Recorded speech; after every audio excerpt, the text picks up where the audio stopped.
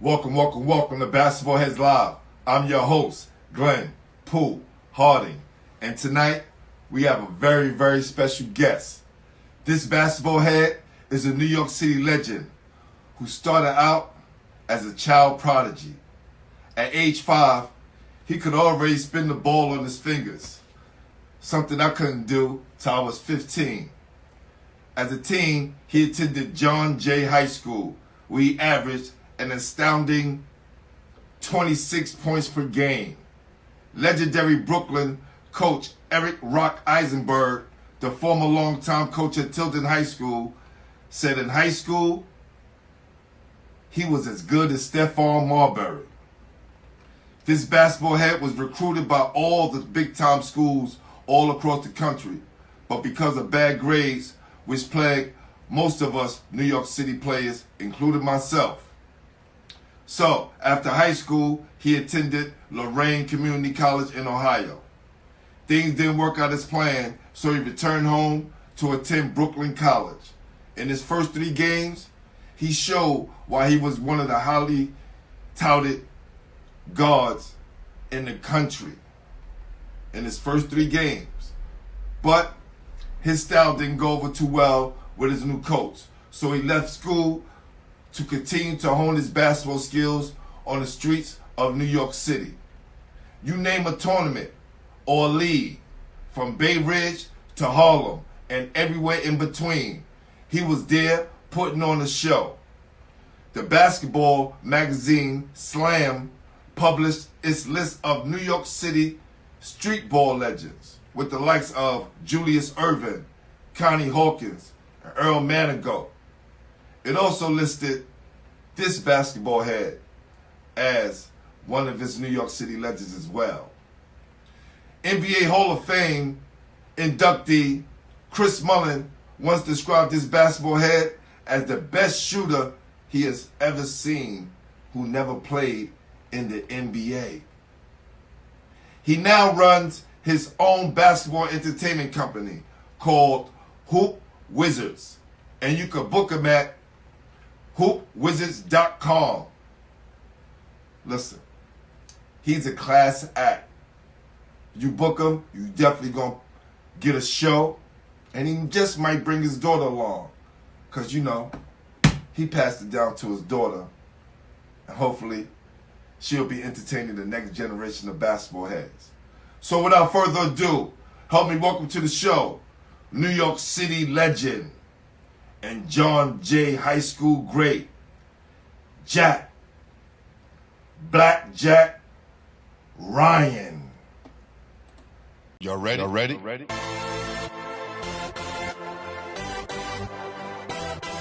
Yes.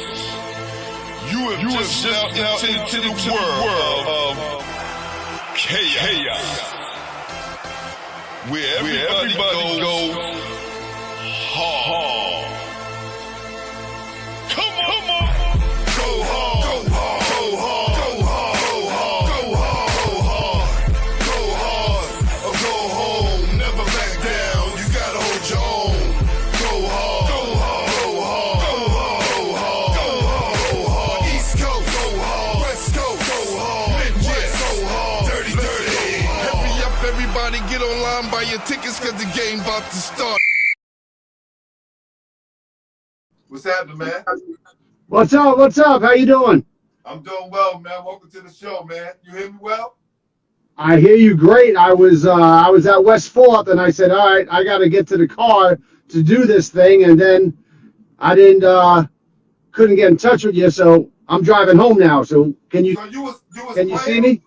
Yeah, I see you. No, I was just watching the game. No, I'll play Okay.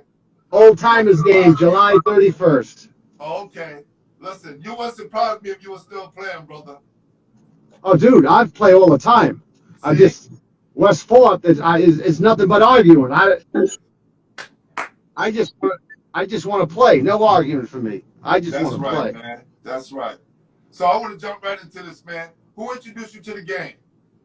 My brother, my older brother Randy. He was the best guy in the park, and I saw all the oohs and ahs and love and respect that he received. So I wanted to be like my bigger brother. And so I said, yo, teach me how to play. So he taught me. I fell in love with basketball so much. That's all I did every day. I was the guy that brought the shovel to shovel the snow. I played, back in the day, it was great when the rubber basketballs, when it rained, you can palm them. That's right. Right? That's right. So I started dunking when I was 14 years old. So when it rained, I was like, it's dunking day, because I get to palm the ball, and it was easier to dunk that way. But yeah, he was the guy that introduced me to basketball. I wanted to be like him. And when I was better than all my friends, he said, you're not playing with your friends anymore. You're playing with my friends. I was 12. They were 16. I said, I ain't playing with your friends. I'm going to get killed. So when I was killing all his friends, he said, we ain't playing at this park anymore. We going to Foster Park. I'm like, I ain't going to Foster Park. We going to get killed.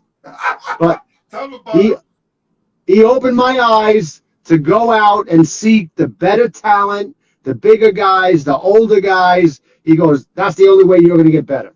So I go hit all these parks in Brooklyn, and then one day I say, let me see how good I really am. Let me go to West 4th. So I get on my bicycle and I put my basketball right underneath the handlebars. And I go out there, and I'm the only white boy, ride my bike in, take my ball out. They were playing where they were down one end, boom, boom. When they were down the other end, boom, just letting them know I'm here. And then all of a sudden, I was just with them today at West 4th, sure nice. Whoever knows West 4th Street, he's the mayor of the park. He's the mayor. He's the mayor. I love that dude. That's my brother from another mother. That's what we always say. And he yelled out, uh-oh, we got a white boy dunking. He's only 6 feet. I was on the next game. After that, the rest is history. That's it. Over. Wow.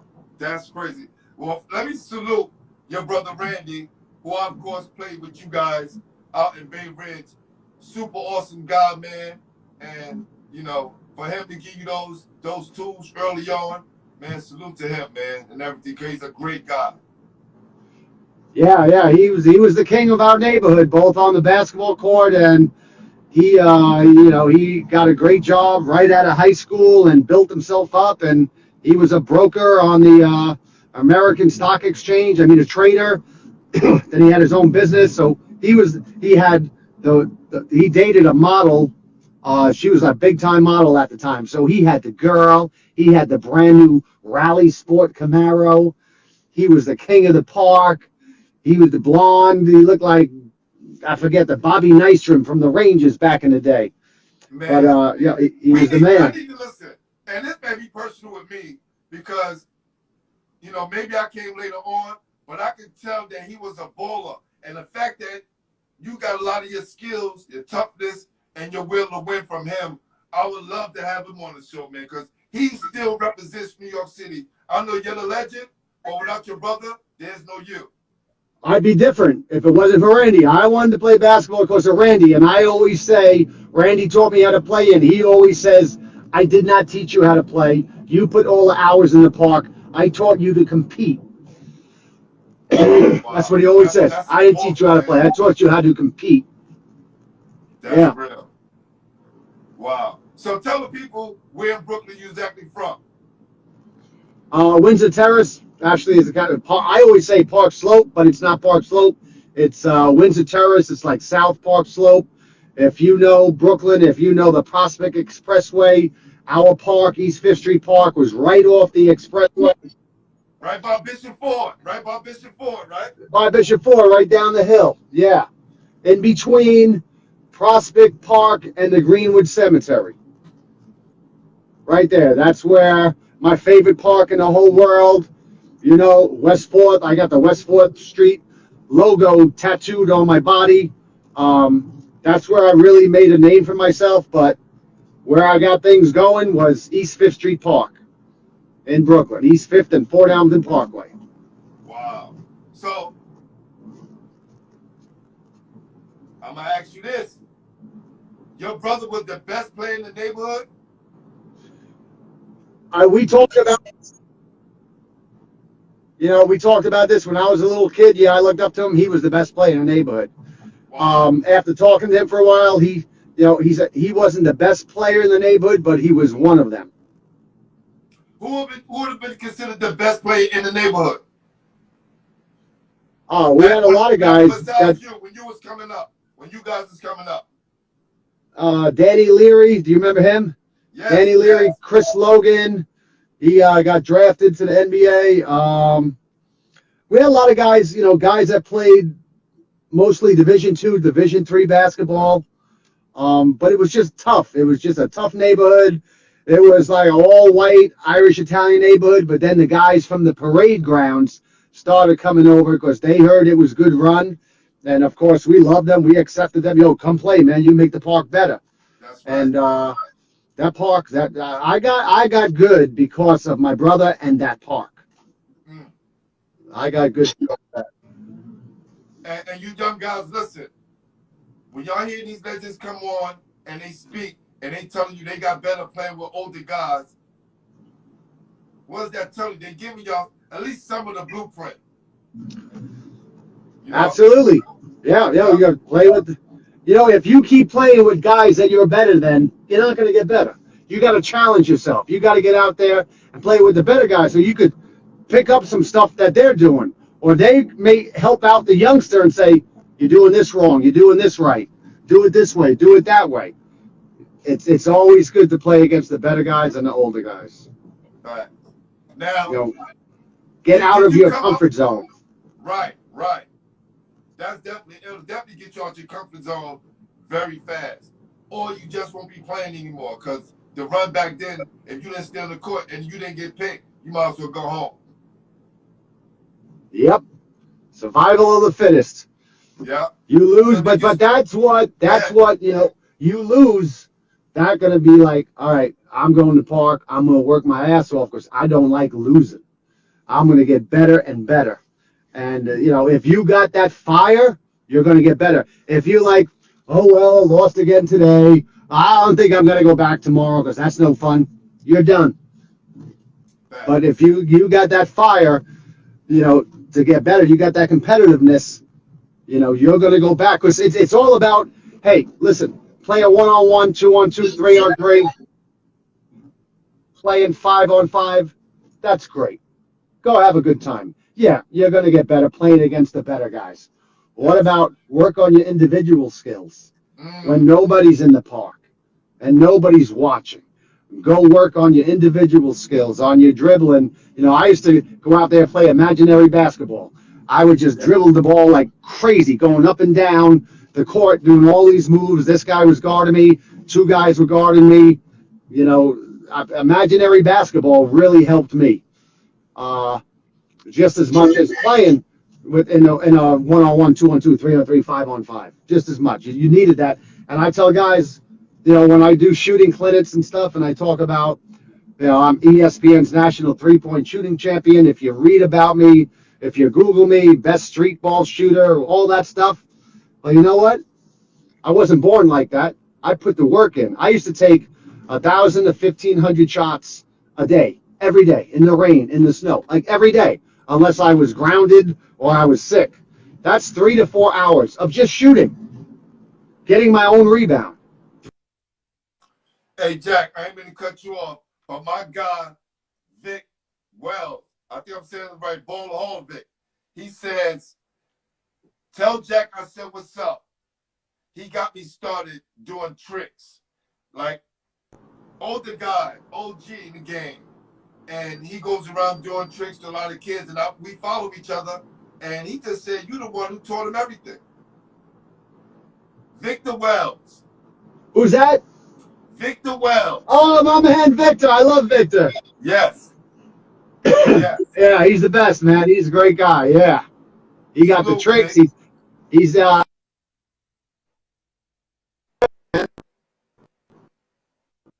we now, so I'm coming out in a little bit. Hopefully the reception will be better. Connection. Okay, we got Can you hear me? You. Yeah. Okay. Now, Jack, did you come up playing CYO like a lot of us, or you were just too good for them? Nah, man. CYO, I'm lucky I made the team in the 5th grade. I just barely made the team. Yeah, Immaculate Heart of Mary, Fort Hamlin Parkway and East 3rd Street. I went to school there. 5th grade, I just made the team. 6th grade, I was on the team. 7th grade, I was on the team. 8th grade, I cracked the starting lineup. That I tell people all the time, if you from our era, you had to play CYO. There was levels, right? You just didn't jump in and start playing with the best. There was levels to this that you had to go up in. Look, you had to work. You ain't make it to 8th grade. Yeah, I remember playing around. I had my high shamrock socks, green, gold, green, all the way up to the knee. Shamrock socks. Yep. Wow. So and shorts right up to the onions. Yup. Go ahead. Tell the world we played in the short era. Short shorts. That's right. Yep.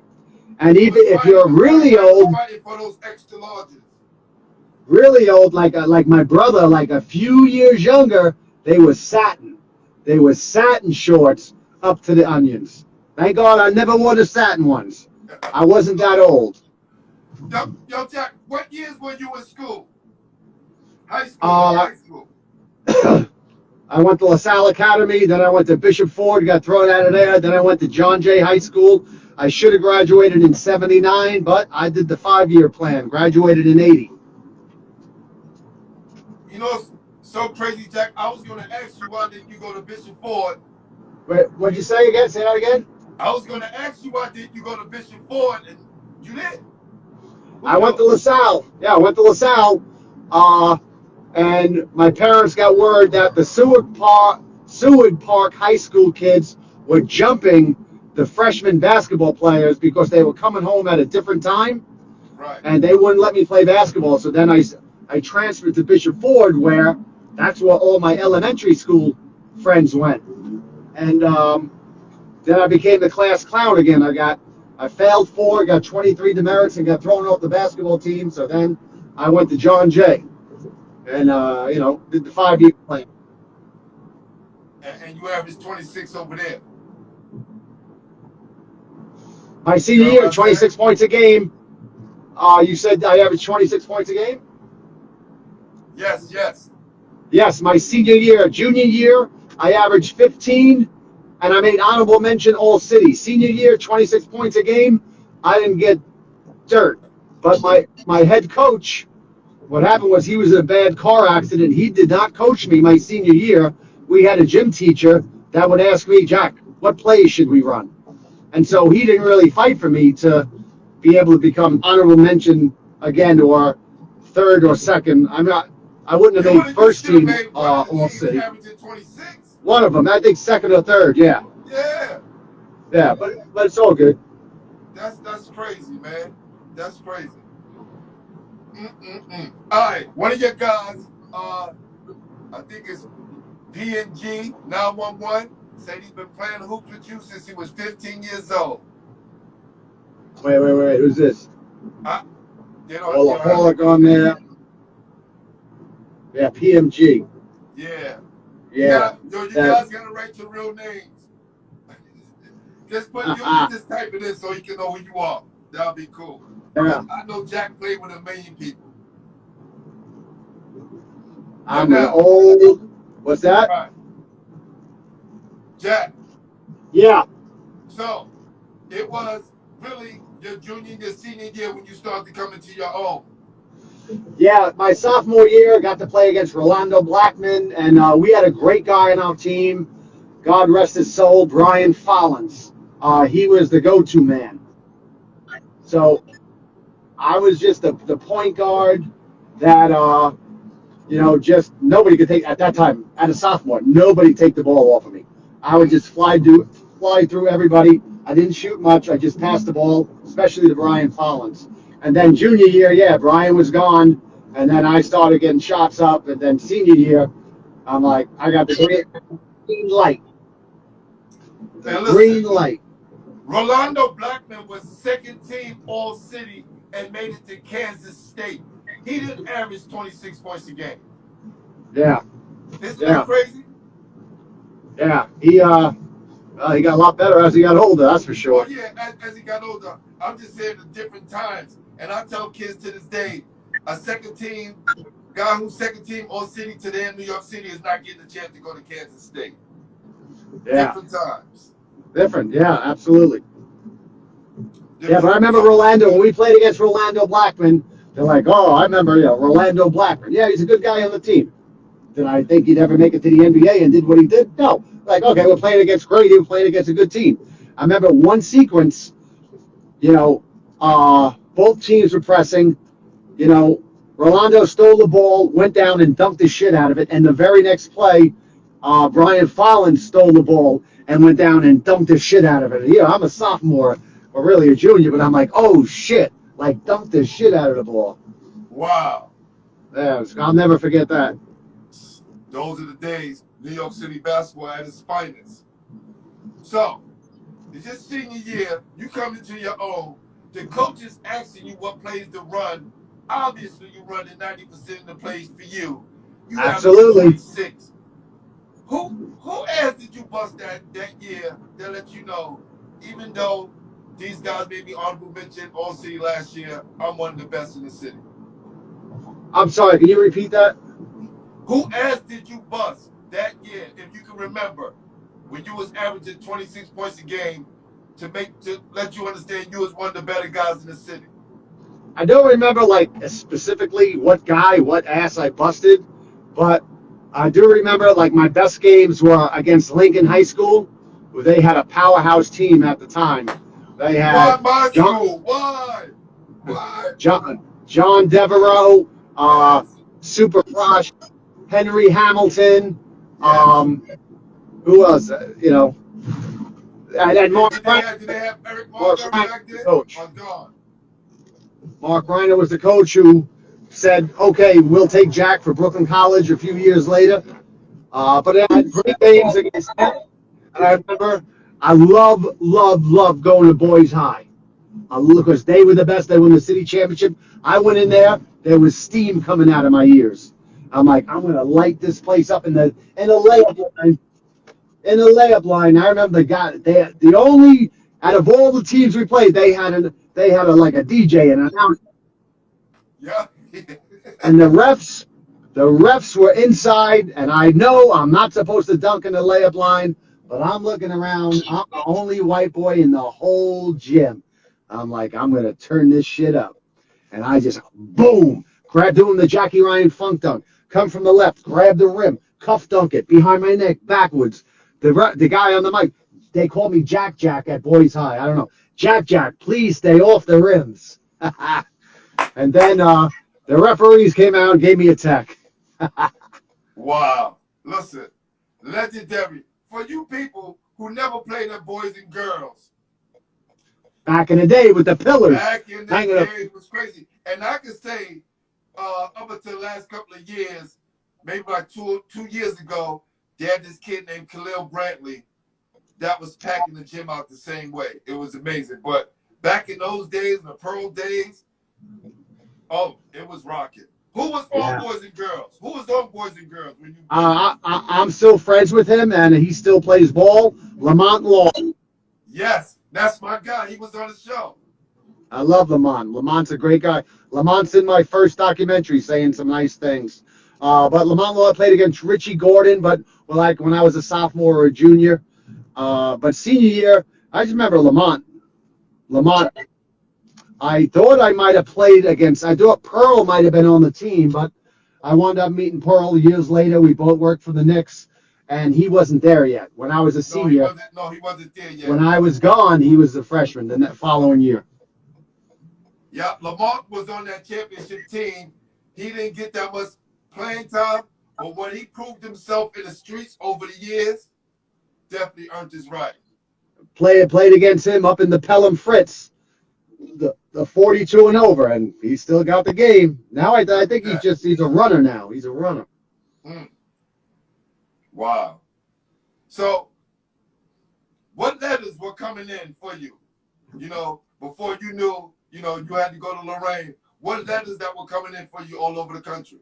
I had 17 Division I scholarship schools that were interested in me.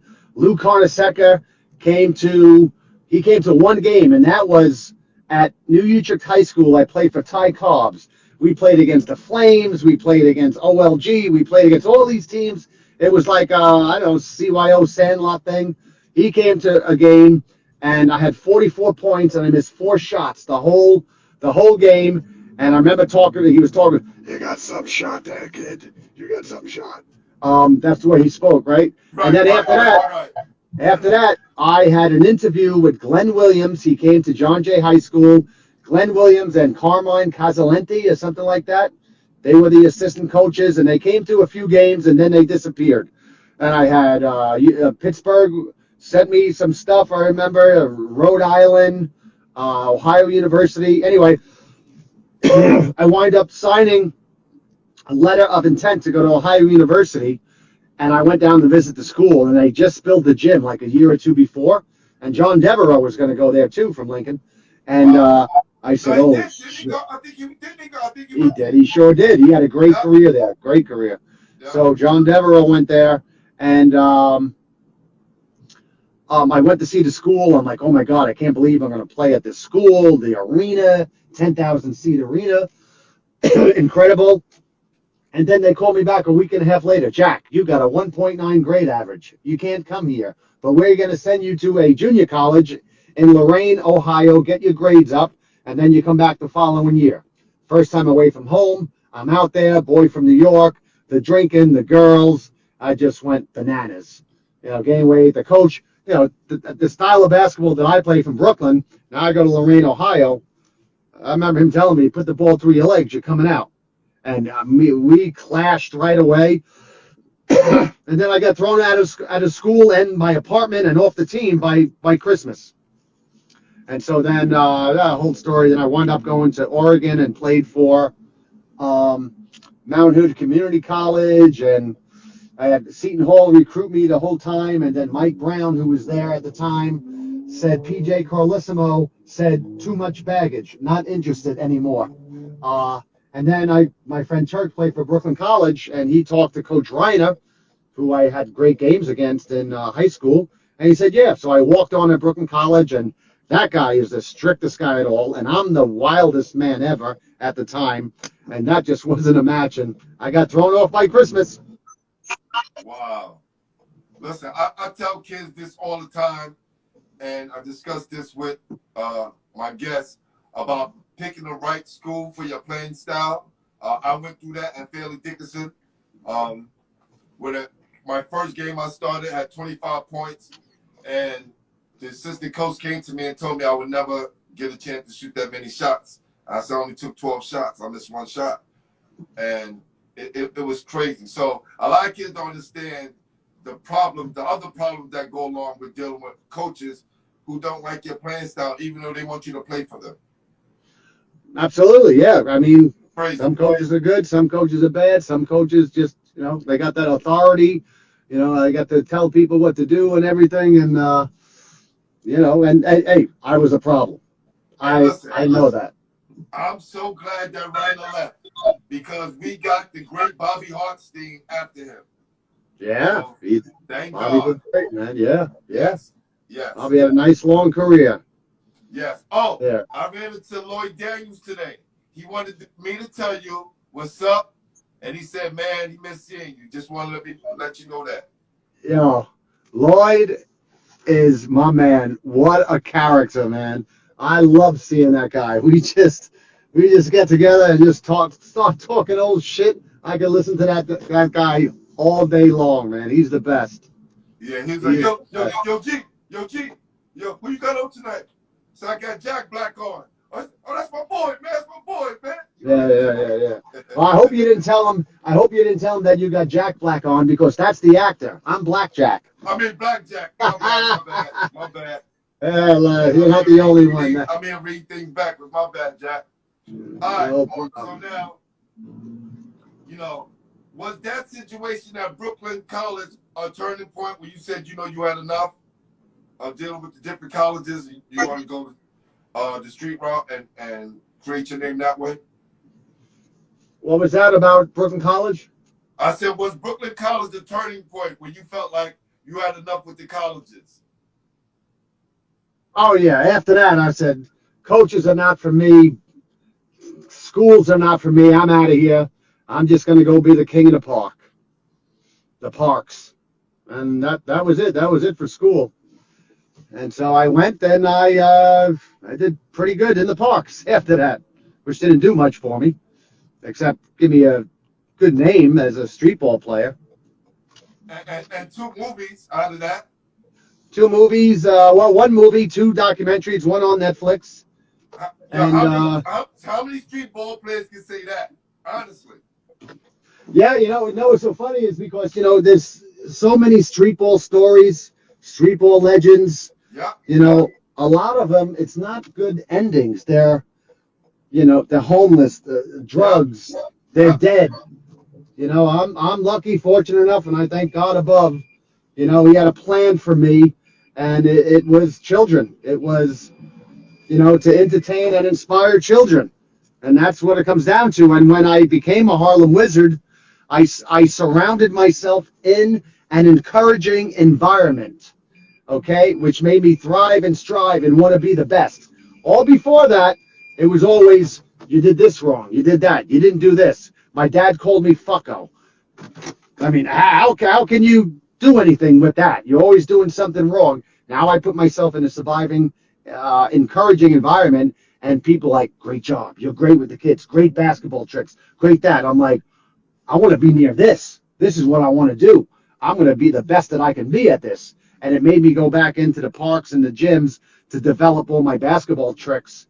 And in 1 year, one of the guys on my team said, you can make a lot of money doing halftime shows. So I put together a tape of the Wizards, sending out the halftime shows. My first event, Madison Square Garden, the Mecca. It was for the New York Liberty. And then once I have that tape, then I send that tape out to all the people. Then next thing you knew, I'm doing, NBA halftime shows for $2,000, 6 minutes. Can't beat that. So, Listen, yeah.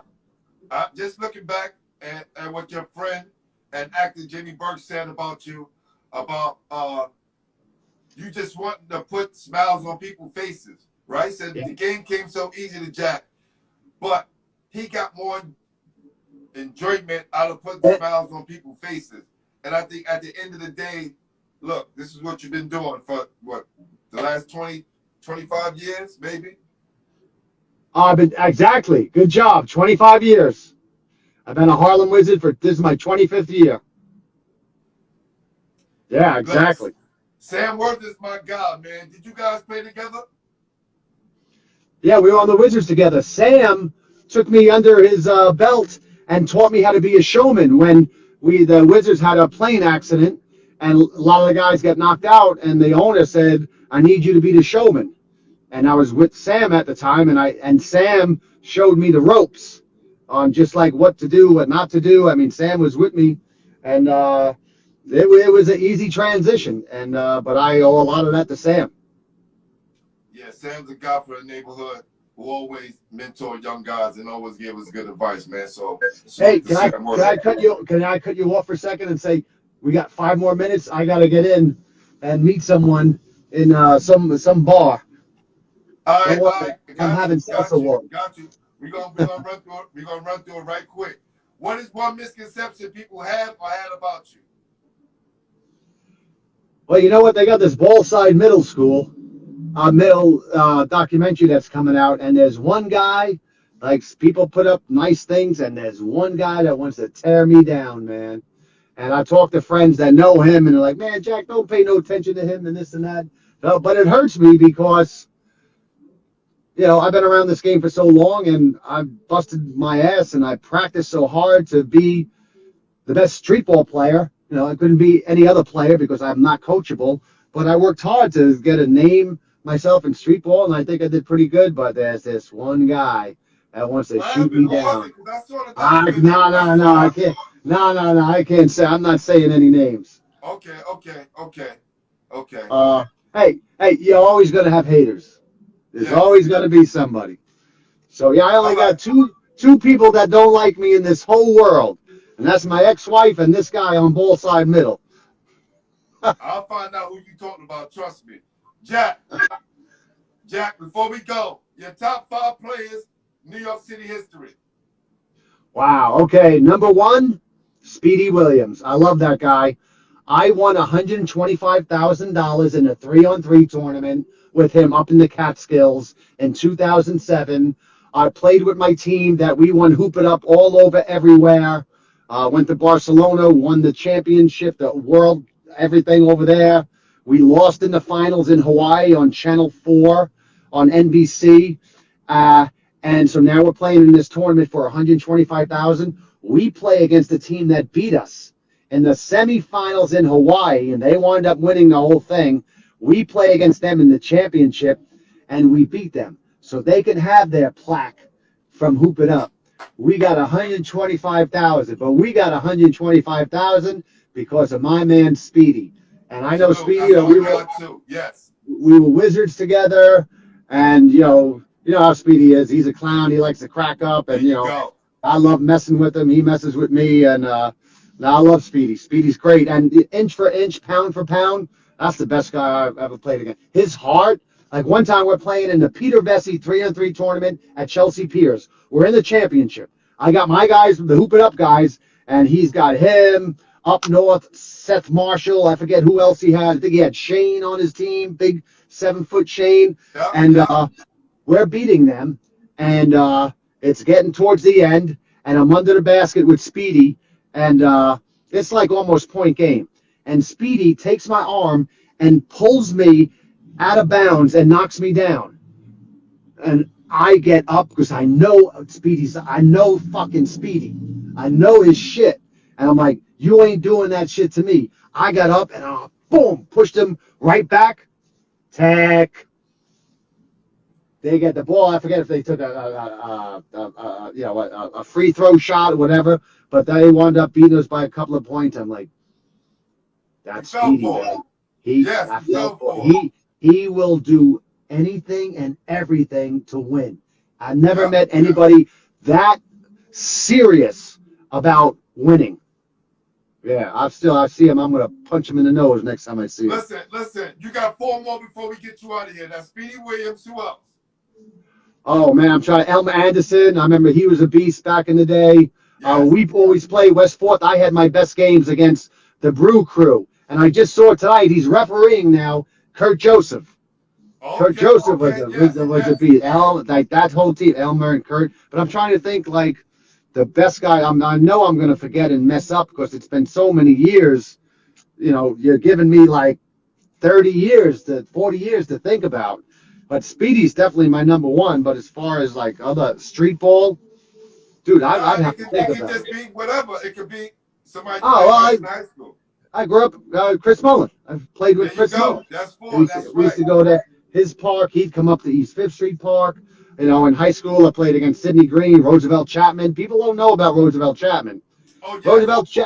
Roosevelt Chapman, when he played at Dayton, and he made to the March Madness, and they played against Patrick Ewing. Roosevelt Chapman did his thing. So did 6'5", my boy Roger McCready, that played at Boston College. He did his thing against Ewing. And I used to play. Roger used to come to my park.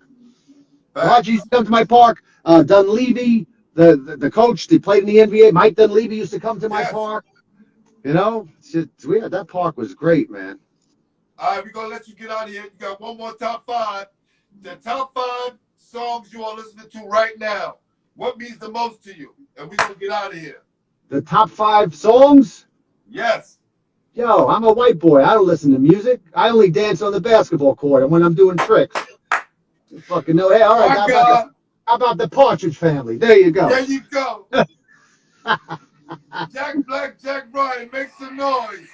Don't call me Jack Black. I'm Blackjack. Yo, I appreciate you coming on, my brother. Thank you. I appreciate you. And we're going to do everything to keep promoting the movies. And, you know, hopefully you get some more work out of this, man. I'm definitely going to keep spreading the word. And spread the word. I perform at summer camps. I kill it. The kids love me. Summer camps. That's my thing. Have you hooked up with Game Over yet? Have you ever did anything with Game Over? Oh, Eric Nix. Yeah. Back in the day. I don't know. I thought he went out of business. I don't hear from him anymore. I don't know. Oh, no. He's my sponsor here. And listen, if you never received one of these Game Over Legend trophies, I got one for you, man, because you definitely deserve it. You are New York City Legend. No. I'm waiting for sorry. All right, be good. All right, brother. Good talking to you. New York City basketball at its finest. He started out child prodigy, but he just didn't count on that because he had to work to get to the next level playing CYO. Then his brother Randy said, okay, come play with us at 16. Once he started dominating that, and those guys, his brother Randy, took him to Foster Park. And he kept building and kept building till he became the great Jack, Black Jack Ryan. Thank you for joining us. I'm your host, Glenn Pooh Harding, and you've been watching Basketball Heads. We are the official home for New York City basketball.